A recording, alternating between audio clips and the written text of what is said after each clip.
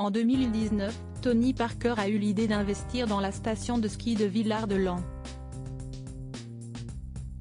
À la tête d'un projet ambitieux, l'ancien basketteur et ses associés divisent les acteurs locaux, comme l'explique Le Figaro. Depuis l'arrêt de sa carrière dans le basket, Tony Parker multiplie les projets et en quelques années, il est devenu un homme d'affaires aguerri. À tel point qu'il a pu intégrer l'équipe de Qui veut être mon associé?, le programme de M6 sur l'entrepreneuriat. Et le compagnon d'Alizé Lim n'a pas l'intention de rester dans le basket puisqu'il s'est largement diversifié depuis ses débuts avec notamment un business très juteux dans le domaine viticole. En 2019, le sportif de 41 ans a également décidé d'investir dans les montagnes en rachetant 76,8% des parts de la société d'équipement de Villard-de-Lans, Corançon en Vercors, Sevelt.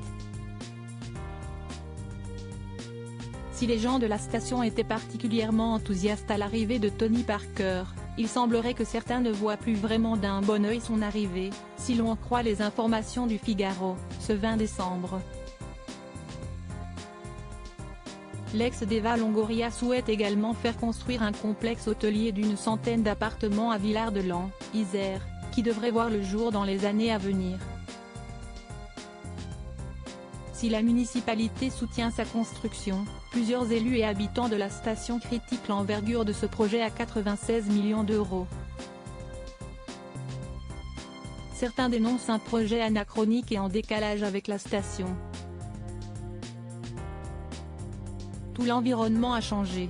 Il ne neigera pas plus parce que Tony Parker est là, alors pourquoi continuer à investir dans ce modèle?, explique un membre d'un collectif opposé à la construction de ce complexe.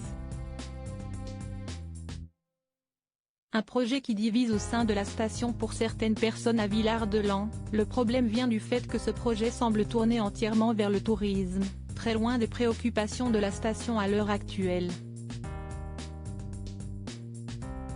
Ce qui est clivant, si est ressenti comme un projet 100% touristique, alors que les gens n'arrivent plus à se loger et que le mètre carré atteint 5 000 € dans certains secteurs, précise un agent immobilier à nos confrères. Déjà en 2022, le projet de station de ski de Tony Parker avait du plomb dans l'aile, comme le révélait Libération.